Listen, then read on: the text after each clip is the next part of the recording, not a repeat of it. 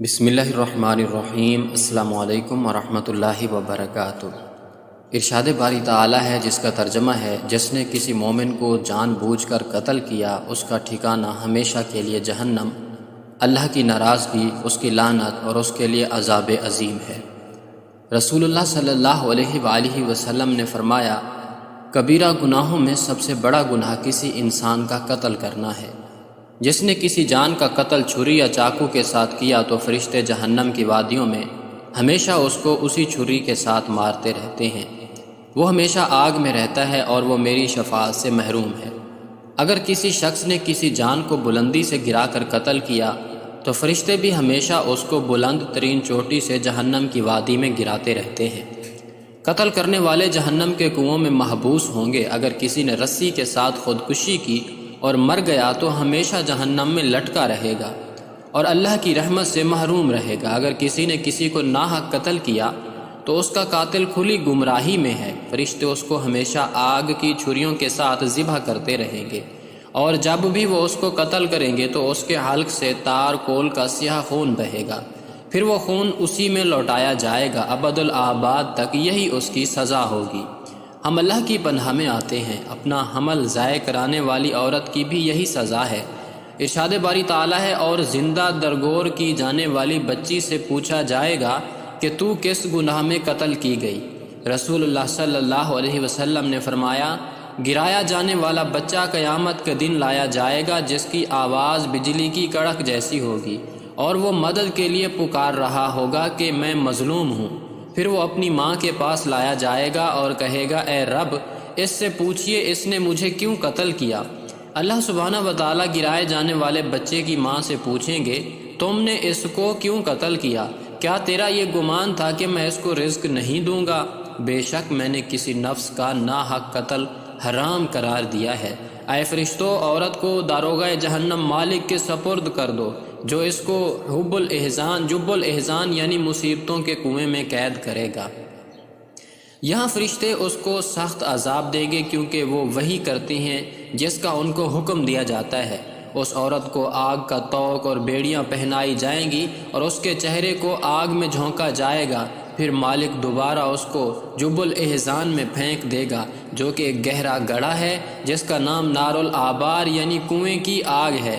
جب بھی جہنم کی آگ ہلکی ہوتی ہے تو اس گڑھے کا منہ کھولنے اور اس کی شدت حرارت سے جہنم دوبارہ سے دہکنے لگتی ہے۔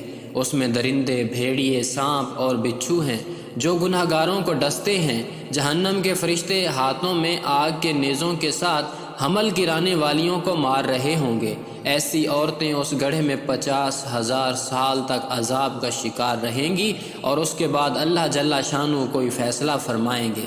اللہ ہمیں ایسے عذاب و عقاب سے محفوظ رکھے، آمین۔ رسول اللہ صلی اللہ علیہ وسلم نے فرمایا، اللہ کے نزدیک سب سے زیادہ بڑا گناہ کسی نفس کا ناحق قتل کرنا ہے، یہاں تک کہ ایک چڑیا جس کے ساتھ انسان کھیلتا ہے، وہ اس کھیل کی وجہ سے مر گئی، اس کو بغیر حاجت کے قتل کر دیا گیا تو وہ قیامت کے دن اس حالت میں حاضر ہوگی کہ اس کی چنگھاڑ بجلی کی کڑک کی مانند ہوگی، اور وہ کہے گی، اے رب، اس سے پوچھو کہ اس نے مجھے بلا ضرورت عذاب سے دوچار کرنے کے لیے قتل کیوں کیا؟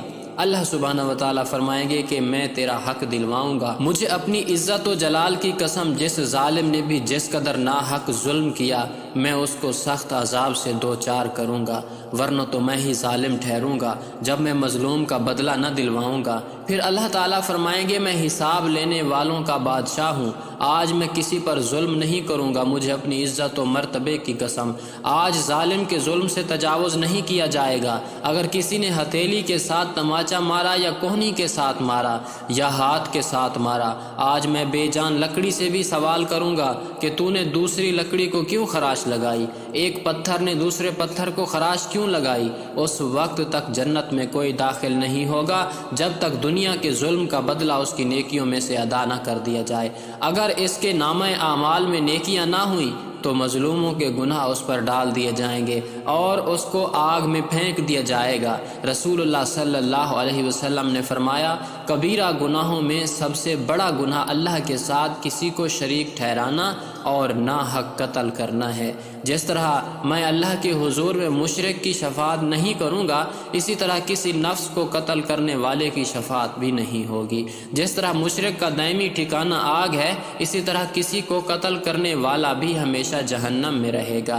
جس طرح اللہ سبحانہ وتعالی مشرکین پر سخت غصہ رہتے ہیں، اسی طرح قاتل پر بھی اللہ کا غصہ شدید ہے۔ جس طرح اللہ تعالیٰ قیامت کے روز مشرکوں پر لعنت کریں گے، اسی طرح قاتل پر بھی لعنت کی جائے گی۔ جب اللہ تبارک و تعالیٰ کی لعنت قاتل پر پڑے گی تو وہ جہنم کے تمام طبقات میں قتل کیے جائیں گے، حتیٰ کہ وہ جہنم کی نچلی سطح تک دھنس جائیں گے۔